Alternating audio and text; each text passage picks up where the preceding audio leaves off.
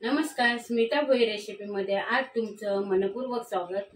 आणि आता आपला उन्हाळा चालू झालेला आहे आणि त्याचबरोबर कैरीचाही सीझन चालू झालेला आहे। आणि उन्हाळ्यात कैरी खूप म्हणजे असं उष्णता कमी करण्याचं काम करते। मग मी तुम्हाला कैरीचा मेठंबा कसा बनवायचा तो दाखवणार आहे आणि अगदी साधी पद्धत आहे आणि हा 15 दिवस चांगला टिकतो, फ्रीज मध्ये ठेवून द्यायचा। चला तर मग आता आपण आपल्या रेसिपीला सुरुवात करूया। कैरीचा मेठंबा बनवण्यासाठी सगळ्यात आधी कैरी चांगली स्वच्छ पाण्यात धुवून घ्यायची आहे।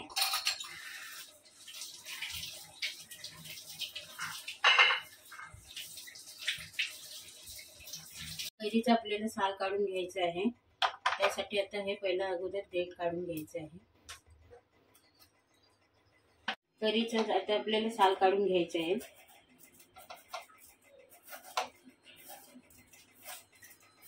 कैरी आपल्याला ना आता कापून घ्यायची आहे आणि मीडियम आकाराचे कैरीचे तुकडे करायचे आहेत।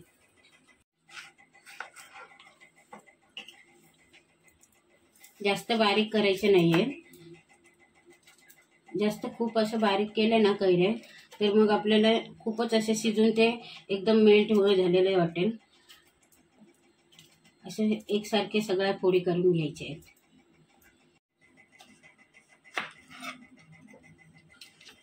कैरी अशी खूप ही छान आहे आणि ह्या टायमाला अशाच कैऱ्या जास्त प्रमाणात मिळतात।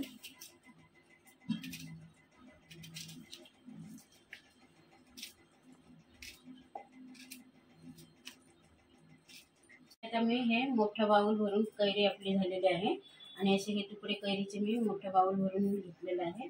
आणि त्यासाठी आपल्याला गूळ, छोटी वाटी गूळ घ्यायचा आहे। म्हणजे ह्याचं प्रमाण तुम्ही घेतलेत ना, अर्धी वाटी गूळ घ्यायचं आहे। जेवढं आपलं प्रमाण होईल त्याप्रमाणे गूळ घ्यायचं आहे। जसे कैरी असेल त्याप्रमाणे तिच्यापेक्षा निम्म गूळ घ्यायचं आहे। मीसाठी राई घ्यायची आहे। लसूण पाकळ्या घेतलेल्या आहेत मी 6-7 आणि बारीक चिरलेले आहेत। हिंग घेतलेला आहे, मेथी घेतलेली आहे, मेथी खरी महत्वाची आहे। आणि इथे हळद घेतलेली आहे, तिखट मसाला घेतलेला आहे। तर आता आपण फोडणी करून घेऊया। आणि तेल असं जास्त प्रमाणात घालायचं नाही। ऐवजी तुम्ही साजूक तूपही वापरू शकता। साजूक तुपाने पण खूप टेस्ट छान येते।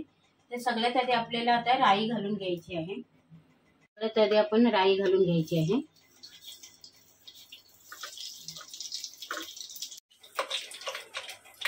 राई चांगली तडतडू लागली की आपल्याला लसूण घालून घ्यायचं आहे। नंतर त्याच्यावरच आपल्याला हिंग घालायचं आहे।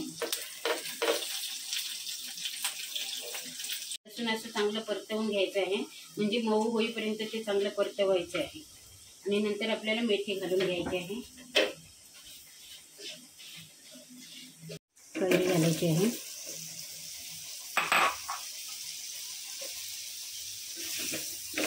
त्याच्या फोडी आपल्याला परतवून झाल्या ना की मसाला आणि हळद घालून घ्यायची आहे। मसाला हळद मी उशिराच घातलं कारण तेलावर असं जळून जातं आणि मग त्याचा करपटलेला असा वास येतो, म्हणून उशिराच घालून घ्यायचं आहे। आपल्याला मीठ घालून घ्यायचं आहे। मीठ घालायचं म्हणजे मऊ होऊन ते चांगले असे वाफून लवकरच नरम होऊन चांगले शिजून येतात। ह्यापेक्षाही लसणाचं प्रमाण वाढवून अख्खे लसूणच्या पाकळ्यात घालून टाकलं ना तरीही खूप छान लागते। आणि ते जसं 5 दिवस असं मुरेल ना त्याच्यापेक्षाही खूप छान लागतं। पण देऊन असं मंद गॅस करून आपल्याला वाफवून घ्यायचे आहे। चला आता आपले 5 मिनिटं झालेले आहे आणि 5 मिनिटात आपली कैरी बघूया कशी झालेली आहे। कैरी आपले चांगले नरम झालेले आहे आणि मी पाणी ह्याच्यामध्ये बिलकुल वापरलेलं नाही। पाणी कारण वापरलं नाही, ही जर आपल्याला स्टोर करून ठेवायची असेल तर पाणी नाही वापरायचं आणि 1-2 दिवसात संपवायची असेल तर तुम्ही पाणी वापरू शकता लवकर शिजायसाठी। आणि आता आपल्याला हे ह्याच्यामध्ये गूळ घालून घ्यायचं आहे।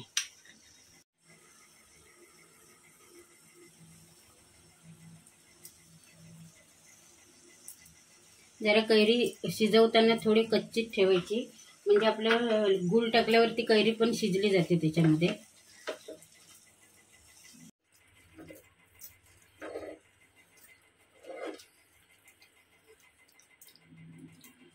पण आपलं लगेच मेल्ट झालेला आहे आणि बारीक गूळ चिरलं ना की लगेच मेल्ट होतो। आणि हे आता पातळ वाटतं पण थोड्या वेळाने ते चांगलं असं आळून येणार आणि मग घट्ट होणार आहे। आपल्याला आता मीडियम गॅस करून 5 मिनिटं हे शिजू द्यायचं आहे। मेथंबा आपला तयार झालेला आहे आणि थंड पण झालेला आहे। थंड झाल्यावर असा एअरलॉक डब्यात आपण मेथंबा ठेवून द्यायचा आहे आणि खूप टेस्ट ह्याची छान लागते, आंबट, तिखट, गोड आणि लसूण घातल्यामुळे तर खूपच टेस्ट चांगली येते। मेथीचा स्मेल ही खूप छान येते आणि आयत्या वेळेस आपण जेवणाच्या पाण्यात ना टेस्ट वाढवण्यासाठी आपल्याला जेवणाची हा मेथंबा आपण थोडं थोडं करून घेऊ शकता। जसं तुम्हाला जास्त प्रमाण वापरायचं असेल त्याप्रमाणे वापरू शकता। आता हे मी लगेच संपवणार आहे म्हणून मी थोडंच बनवलं आहे। तर मग ही व्हिडिओ आपण आता इथेच एंड करूया आणि भेटूया पुढच्या व्हिडिओमध्ये। तोपर्यंत हेल्दी खा, हेल्दी राहा। ही व्हिडिओ बघितल्याबद्दल धन्यवाद। ही व्हिडिओ आवडली असेल तर लाईक करा, कमेंट करा आणि आपल्या चॅनलला नवीन असाल तर सबस्क्राईब करा।